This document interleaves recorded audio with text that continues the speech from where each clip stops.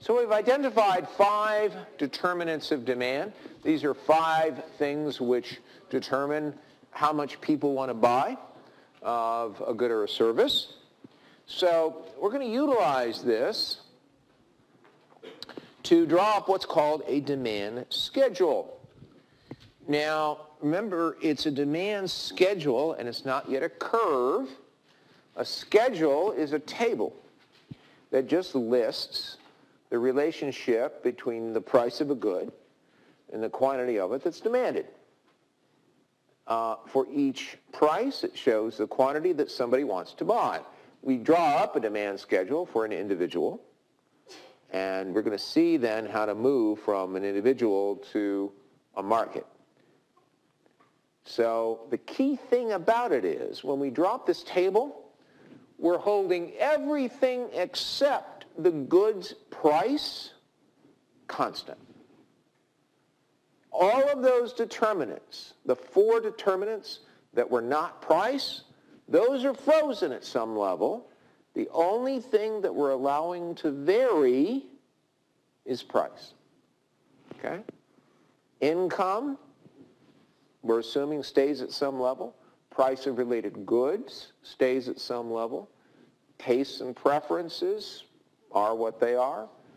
And expectations are what they are. Those don't change. The only determinant that we allow to change is price. Okay? So, anybody here like lattes? We have latte drinkers? You like lattes? What's your name? Aiden. Sorry? Aiden. Aiden? David. David. David likes lattes. Okay? Well, lattes are very popular. Not a huge fan myself, but a lot of my students are.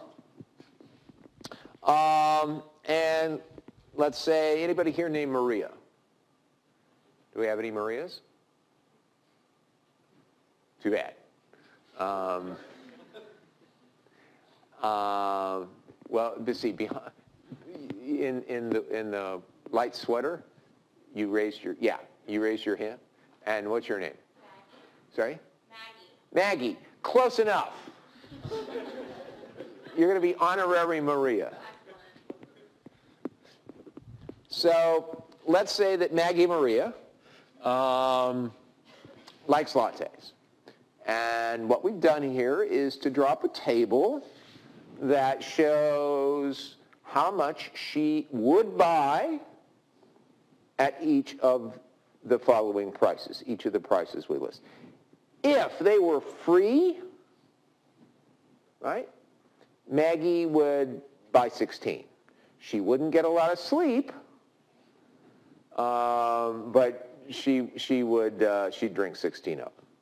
The cost $1, you know, it's reasonable to expect that she wouldn't drink as many as if they were free, but down to 14. $2, maybe she would demand 12. At $3, 10. $4, 8. $5, 6. $6, she'd consume 4 in a week. Well, this is her demand schedule. This is Maggie Maria's demand schedule for lattes. This shows at each price, given her present income. Let's say that her income is $50,000. Frozen that. Given the fact that for her, maybe tea is a close substitute. So let's say tea is $2 a cup. Given that she likes lattes a lot. Given that she doesn't expect the price to go way up or way down anytime soon. Frozen all that and just showed, okay, given that your income is this, given that the price of something you might consider a substitute is this, how much would you drink at each of these prices? And that's Maria's demand schedule. Okay? And what we can do is we can translate Maggie Maria's demand schedule into a graph. This will be the first graph in economics that you see, but I guarantee it won't be the last. Economic graphs are all structured in basically the same way. On the vertical axis, the y-axis, we always have a price. Since we're talking about lattes in this case, it's the price of lattes. Start at 0, $1, $2, $3, and so on up to $6. And on the x-axis, the horizontal axis, we always have quantity, a quantity variable. In this case, it's the number of lattes that Maria will drink in a week. Start at 0, 5 in a week, 10 in a week, 15 in a week, and so on. All we do is go from the table, the demand schedule, to draw the graph. So we said if they're free, she'll drink 16 in a week. But so at a price of 0, which means that we don't go up the vertical axis at all, or just stay at 0, her quantity demanded is 16. Price of $1, we said that she would be willing to consume 14. So at $1, her quantity demanded is 14. $2, it's 12. That's a third point on Maria's demand curve. We're using the table, the demand schedule, to derive the line, the demand curve. Price of $3, quantity demanded is 10. $4, it's 8. $5, it's 6. And if they cost $6 a piece, given her current income, given her current tastes, given the price of related goods and so on, her consumption would be down to 4. So we plotted a series of points that just expresses, in a graph, her demand schedule. And if we fill in the gaps, connect the dots, we get Maria's demand curve. Maria's demand curve for lattes. It shows at every possible price what her quantity demanded would be at every possible price. So we started with the table, the demand schedule. We listed how much she'd want at each price. And then we just plotted those points over on a graph, connected the dots, and we get her demand curve. Okay? Now, this is for Maria. This is Maria's, one individual consumer's demand and demand curve. How do we get from Maria to the market as a whole? Well, let's double the market. Let's say that there's a second latte drinker in this particular market, just might be the market in Cambridge or whatever. And the second drinker is Alexandra. Do we have an Alexandra? No Alexandra. All right, struck out. But we'll say Alexandra is also a latte drinker. And they're the only two buyers, nice small market. But together they represent the market. So we know Maria's quantity demanded at each price. If they're free, she'll drink 16. If they cost $3, she'll drink 10. If they cost $6, she'll drink 4. Alexandra also likes lattes, but not quite as much as Maria. Even if they were free, Alexandra would only drink 8. If they cost $1, she'd drink 7. $3, she'd drink 5. $5, she'd drink 3, and so on. So that's Alexandra's demand schedule for lattes. Alexandra's a different person. She has different tastes, different expectations, different income perhaps. Remember, all of that's in the background. We're holding all that constant, and the only thing that we're allowing to vary is price. Well, can you guess how we go then from Maria's individual demand and Alex's individual demand to the market demand, assuming that Maria and Alex are the only two consumers of lattes in this market? Add them up. Add up their quantity demanded at each price. So if they're free, Maria drinks 16, Alex drinks 8. Total market quantity demanded at a price of 0 is 16 plus 8, or 24. If they cost $1, Maria is willing to buy 14 in a week. Alex is only willing to buy 7. So total market quantity demanded at $1 is 21. At $2, total market quantity demanded is 12 plus 6, or 18, and so on for every other price. We look at that price. We look at the quantity demanded by each consumer in the market, add them all up. That gives us the market quantity demanded at that price. Okay. Any questions about that? It doesn't have to be linear always, right? Does not have to be linear. So the question was, does it always have to be linear? Not at all. We will draw demand and supply curves as straight lines just because it's easier and it makes it easier to work with them. But they don't have to be linear. And as a matter of fact, when you estimate these things in the real world, they typically won't be linear.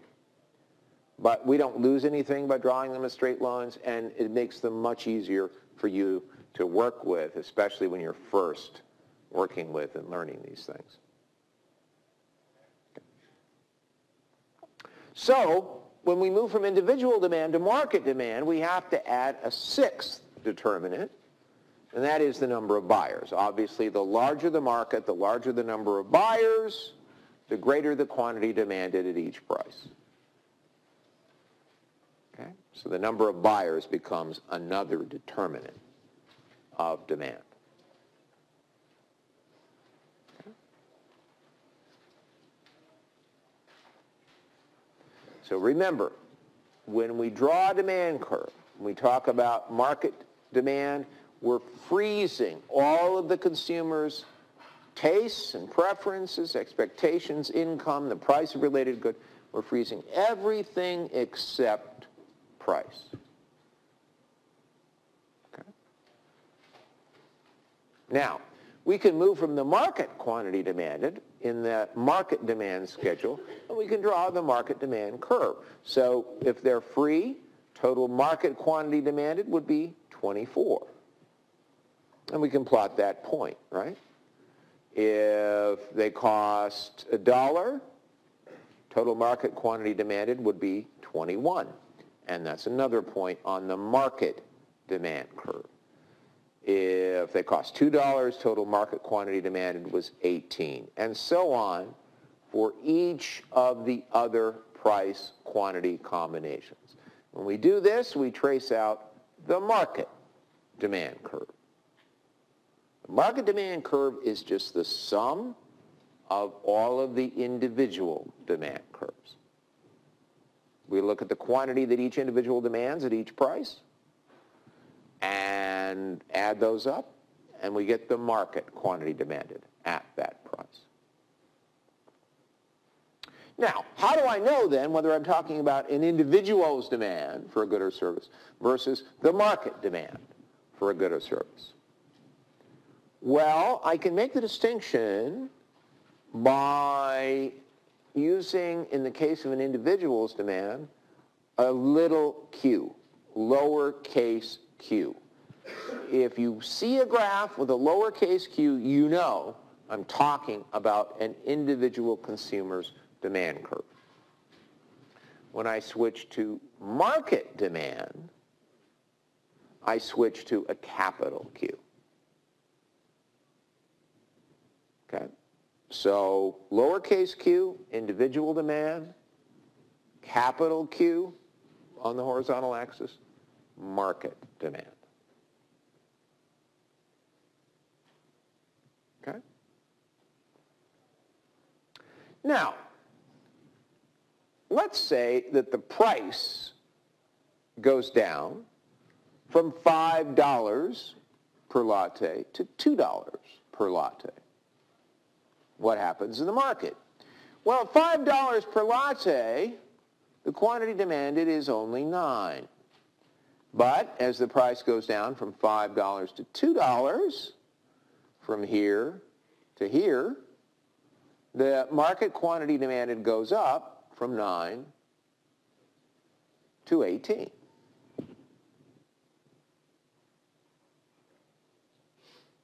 That is a movement along the same market demand curve.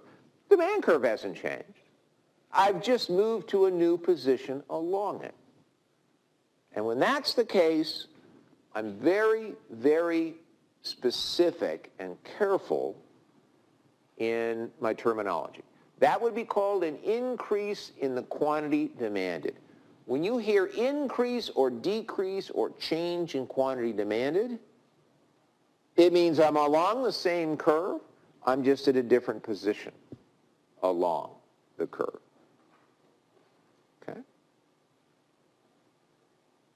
Now let's say instead that the tastes of some of the consumers in this market change to favor the good even more.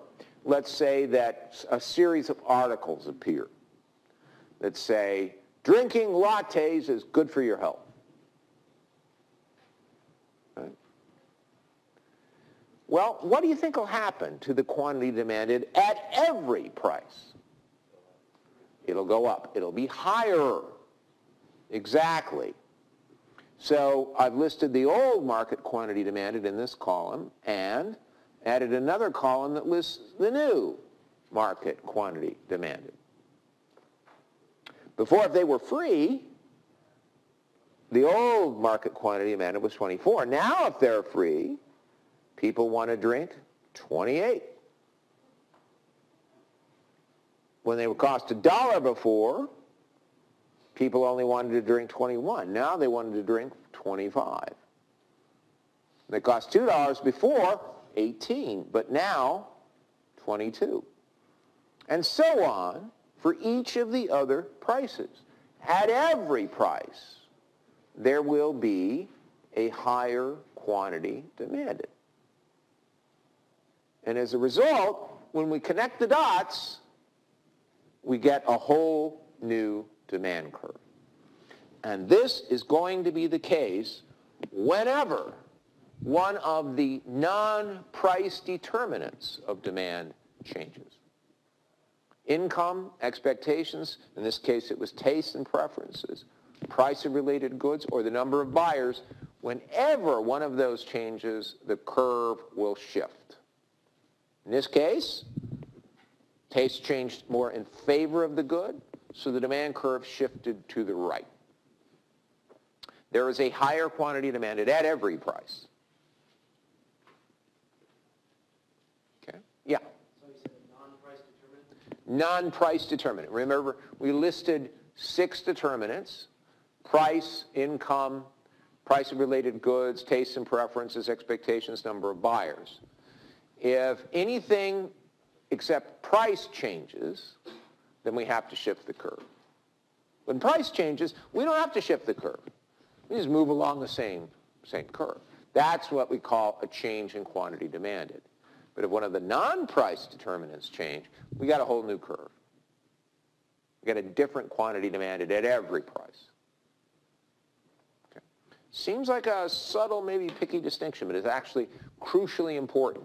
If you get this down, if you keep this clear about the distinction between a change in quantity demanded and a change in demand, it'll help you enormously in the rest of the course. Sure. The movement along the curve is a change in quantity demanded. We just moved to a different price-quantity combination. The only determinant of demand that's changed is price. But if one of the non-price determinants changes, the curve shifts. We have a whole new curve, just like this, just like we did here. Okay? So an increase in quantity demanded, pretty straightforward. We started at a point like A. Say at $2, we had a market quantity demanded of 12. I know it's the market quantity demanded because it's a capital Q down here. and the price went down to, say, $1. Market quantity demanded went up to 14. That's an increase in quantity demanded. Didn't need a new curve. The only determinant of demand that changed is price. Right? So an increase in quantity demanded is a movement down along the demand curve. An increase in demand, however, means that one of the non-price determinants of demand changed. And what happened to the curve? It shifted. Which way would it shift? To the right, because there'd be a higher quantity demanded at every price. And that'd be a rightward shift in the demand curve. That's an increase in demand. And that could happen because, say, income went up, and the good involved for most people is a normal good. Or, a little trickier, income went down, and for the majority of people, it's ramen. Majority of people, it's an inferior good. Right? It could happen because the price of a substitute went up. Right? Price of Coke goes up, and this is the demand curve for Pepsi. You'll see a rightward shift of the demand curve for Pepsi. There'll be a higher quantity of Pepsi demanded at every price. That's an increase in demand for Pepsi. Could also be that the price of a complement went down. Right? Makes the good for which it's a complement more affordable. See an increase in demand. There could be a change in tasted expectations, like the example we did. Or it could be that the number of buyers went up. Each of those cases involves a change in a non-price determinant and a consequent shift to the right in the demand curve. A decrease in quantity demanded works just the opposite. Yeah, Maggie, do you have a question? Yeah, so those instances are something it would always shift to the right? Yes. Okay. Maggie's question was, for these particular changes we've listed here in the little white box, it would always involve a shift to the right. It would always involve an increase in demand and therefore a shift to the right. A decrease in quantity demanded works just the opposite. It means that we started at a point like A, say at a price of $1, quantity demanded in the market of 14. Price goes up for some reason to $2. We're at a point like B, quantity demanded goes down to 12. That's a decrease in quantity demanded. All we did was move up along the same demand curve. Nothing else has changed. Whereas a decrease in demand means a change in one of the non-price determinants of demand. That results in a leftward shift of the demand curve. There is a smaller quantity demanded at every price. That's a decrease in demand. So of the non-price determinants that we mentioned, what would be some of the changes that would involve or invoke a decrease in demand, a leftward shift of the demand curve? Recalls. Sorry? Recalls. Recalls? Well, sure, that would be,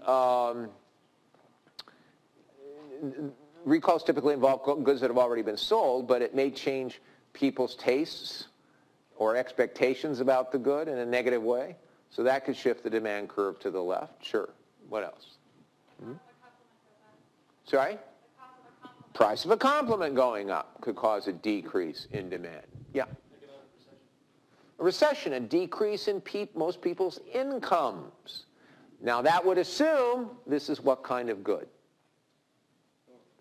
A normal good.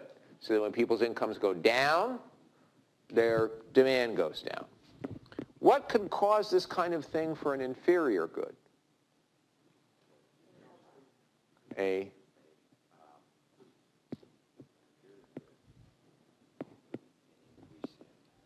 increase in income, absolutely. An increase in income would cause a decrease in demand for an inferior good, absolutely. Expected price drop. Expected price drop, people are holding off buying the plasma TV because they expect to see prices go down. Number of buyers in the market could have gone down for some reason. All of these could cause a leftward shift in the demand curve consistent with a decrease in demand. So that's a distinction. And you want to use those words and phrases consistently. Increase or decrease in quantity demanded, just moving down or up along the same demand curve. Increase or decrease in demand, a shift of the whole curve to the right or the left, because one of the non-price determinants changed.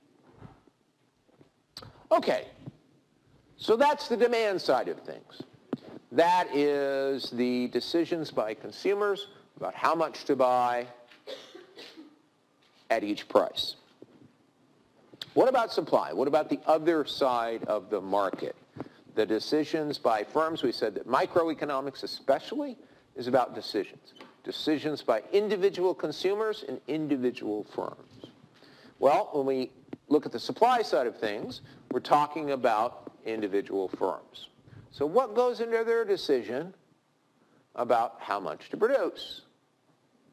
Well, first and foremost, price. What price are we going to get for the good? Right? Price is a determinant of supply.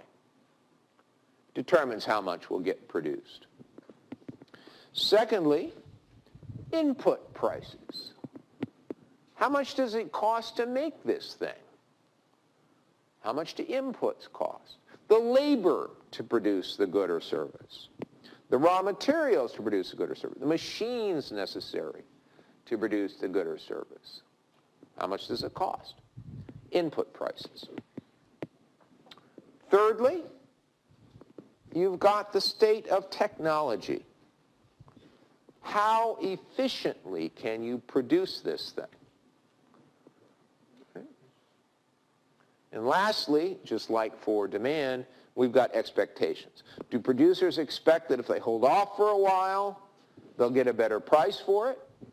If they do, it's obviously going to affect their decision about how much to supply at the present. So we've got 4 determinants of supply. Now again, for particular goods, we might add to this list. But in general, these 4 determinants will hold across any goods or any services. Price, input prices, state of technology, and expectations. Yeah, Fred? Does technology speak to yield? I'm sorry? Is technology equivalent to yield? Is technology equivalent to yield? Yes, in the sense that if let's say that I've got 4 worker hours and 10 units of capital, or say, $10,000 worth of capital and 4 worker hours. That's 4 workers working 1 hour, one worker working 4 hours or whatever. And that if I put those together in a particular way, say I might get 2 units of product. But if I put them together in a better way or using more advanced machinery, even though it's still just $10,000 worth, I might get 4 units of the product instead of 2. Between 2 and 3? Input prices is the price of the labor. In both of these cases, the labor may cost $20 an hour. So that hasn't changed. It's not the quantity, it's the price per hour of labor, or the price per unit of capital. Yeah. So those are the 4 determinants of supply. Price, input prices, technology, and expectations. Just like we developed a demand schedule, a table that showed the quantity demanded by a consumer at each price, we can draw up a supply schedule that shows for an individual producer the quantity supplied at each price. And we call that the supply schedule. But again, we're freezing all of the non-price determinants of supply. We're freezing input prices, technology, expectations. We're holding those all constant. The only determinant that we're allowing to change is price. So input prices frozen, technology frozen, expectations frozen. We're only changing price. So let's say that we're talking about a Starbucks franchise here. I guess they're not franchises. I guess they're all corporate owned. I'm not sure about that. Well, obviously, if they had to give them away for free, they wouldn't produce any. But if they got $1 a piece, they might produce 3 a week or 3 a day. If they got $2 a piece, they might produce 6. $3 a piece, they might produce 9. $4, 12, $5, 15, $6, 18. So a supply schedule shows for each price the quantity that an individual supplier will supply, holding all of these other non-price determinants constant. So say this is Starbucks' supply of lattes. Some of their inputs might be coffee, obviously, and milk. So we're fixing that at some level. The wage of the baristas that work in the Starbucks, we're fixing at some level. The technology that they use when they're brewing the coffee or preparing the latte, their expectations about the future of the coffee market, all of those things are fixed, and we're asking the manager of the Starbucks, we're proposing to him a series of hypothetical questions. How much would you supply if the price were $1, if the price were $3, if the price were $6? Right? Doesn't tell us what the price will be. It just tells us how much he would be willing to supply at each price, given the current price of coffee and milk, given the current price of baristas, given the current state of technology and coffee brewing and so on. Okay. And just like we developed graphically the demand curve from the demand schedule, we can develop the supply curve from the supply schedule. Plot the points. Got price on the vertical axis again, and little q, quantity, on the horizontal axis again. And the fact that it's a little q tells us we're talking about an individual producer. We're not at the level of the market yet. We're just talking about an individual. So, had to give them away free, wouldn't produce any. So, boom, right there at 0. Was able to get $1, might be willing to produce 3 a day. There's $1, there's 3. $2, might be willing to produce 6 a day. $3, 9 a day, and so on for each of the other prices. Yeah? Does the number take into account here whether he makes any profit at any particular point? So the question was about profit. Does the number take into account the profit? We haven't said anything about profit yet because we haven't explicitly dealt with costs and things. We're holding those all constant. So presumably when the Starbucks manager gives his answers to the hypothetical questions, he's taking those kinds of things into account. He's taking into account the price of his inputs and the state of the technology, which will be a major factor in his profit. Well, if we connect the dots, we get the supply curve. We get Starbucks supply curve that shows at each possible price the quantity that they will supply.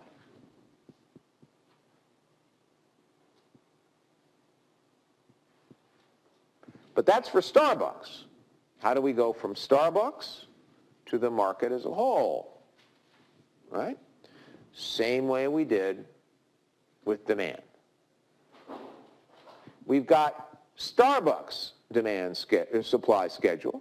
We know at each price the quantity that Starbucks will supply. We can pose exactly the same hypothetical questions to the owner of another Harvard Square coffee shop, which goes by the cutesy name Jitters. And we ask that manager, okay, at each of these hypothetical prices, how much would you be willing to supply? And she looks at the costs of her input, she looks at her expectations, she looks at the state of technology, and she comes up with her numbers. If she had to give them away free, she wouldn't make any either. But if she got $1, she might be willing to make 2 in a day. $2, she'd be willing to make 4. $3, 6. $5, 10, and so on. So how would we go from these two individuals, assuming that these two producers are the only two in the Harvard Square market for lattes, how would we go from those to the market supply? Add them up, same way that we did with demand. The market quantity supplied is just the sum of the individual suppliers' quantity supplied at each price. At free, they're free at 0 price. Neither one will produce anything. So market quantity supplied, 0. At a price of $1, Starbucks would supply 3. Jitter supplies 2. Market quantity supplied 5. At $2, Starbucks supplies 6. Jitter supplies 4. Market quantity supplied 10.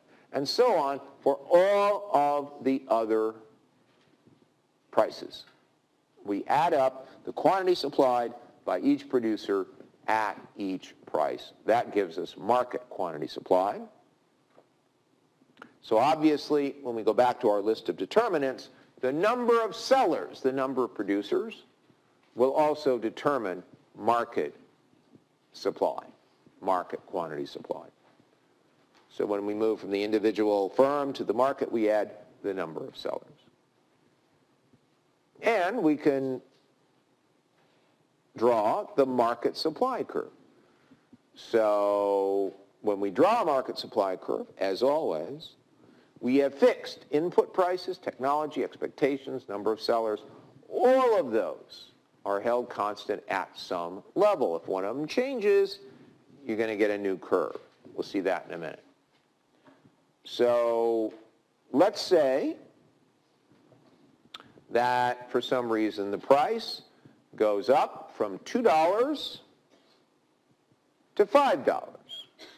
Well, the quantity that suppliers in the market will be willing to supply also goes up. It goes up from 10 in a day to 25 in a day. And we refer to that as an increase in quantity supplied. Not an increase in supply, but an increase in quantity supplied. What is the only determinant of supply that has changed? Price. That's it. Not input prices, not expectations, not technology. The only thing that's changed is price. So we just move up along the same curve. That's an increase in quantity supplied. Now, what's going to happen if one of the non-price determinants of supply changes? What's going to happen, for example, if input costs increase? Let's say there is a disease in Brazil which makes coffee a lot more expensive. What will happen to the quantity supplied in the market at each price? Will it go up or down? It'll go down. There'll be a smaller quantity supply. Right? Now, even if the price is $1, neither producer may be willing to supply any. So market quantity supplied at $1 is 0. Market quantity supplied at $2 might now only be 5. At $3, 10. And so on for all of the other prices. At each price and at every price, there is a smaller quantity supplied. Why? Because one of the non-price determinants of supply, in this case input costs, increased. Well, when we connect those dots, we have a brand new supply curve reflecting a smaller quantity supplied at every price, a leftward shift in the supply curve. And that we refer to as a decrease in supply.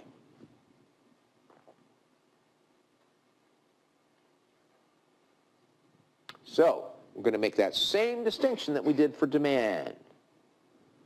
between an increase or a decrease in quantity and an increase or decrease in demand, or in this case, supply. Increase in quantity supplied, all we're doing is moving along the same supply curve. Point like A, say at a price of $1, total market quantity supplied, 3. Point like B, price of $3, total quantity market supplied, 9. That's an increase in quantity supplied. None of the non-price determinants has changed. Whereas an increase in supply means there is a higher quantity supplied at every price. Why? Because one of the non-price determinants changed in such a way as to increase the quantity that each supplier wants to produce at each price. That would be a rightward shift in the supply curve, be a higher quantity supplied at every price. That could be for several reasons. It could be because technology improves. Fred's words, you might get a higher yield from a given amount of labor and machinery. Or it could be that input prices went down. The price of coffee went down so that all the latte suppliers are willing to supply that good at a lower overall cost. Could be a change in expectations, or the number of producers may have gone up. There may be a third or a fourth coffee shop open in Harvard Square. That would obviously increase supply. So an increase in supply is a rightward shift in the supply curve. There's a higher quantity supplied at every price. And it works just the opposite for a decrease.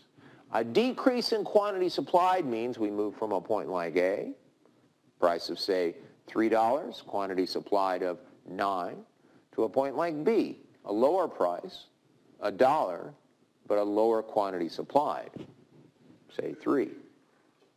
That's a decrease in quantity supplied. We're on the same supply curve, we've just moved to another point.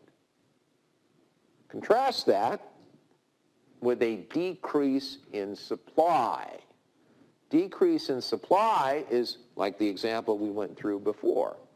For some reason, could be an increase in input costs, change in expectations, whatever, but for some reason, suppliers at each price are willing to supply only a lower quantity of the good or service. So that's a leftward shift in the supply curve. There is a lower quantity supplied at every price, and that's a leftward shift. We saw the example where input prices went up, price of coffee went up. Could be, although this is hard to think about, especially in this day and age, technology deteriorates in some way, or there's a change in expectations, or, and this often happens, the number of producers goes down. So there's a decrease in supply, a leftward shift of the supply curve. Okay? Well, keep that distinction always in mind between an increase or decrease in quantity demanded, moving along the same demand curve, or an increase or decrease in quantity supplied, moving along the same supply curve, and an increase or decrease in demand, a shift of the whole curve, an increase or decrease of supply, a shift of the whole curve. Okay? Distinction seems picky, but if you really master this and have a good feel for it, you'll be in great shape when it comes to some of the other topics that we consider in the class. Well, to give you a preview of next week, we're going to put the demand curve, the market demand curve, capital Q, together with the market supply curve. This will determine the actual price that we see for the good or service in the market. Where those two curves intersect is equilibrium. And that'll determine the equilibrium price. We'll always label that P star. And the equilibrium quantity that we'll label Q star. So we're going to start here next week and see how this equilibrium price and quantity can change. See y'all then? Welcome to the course. It's great to have you aboard.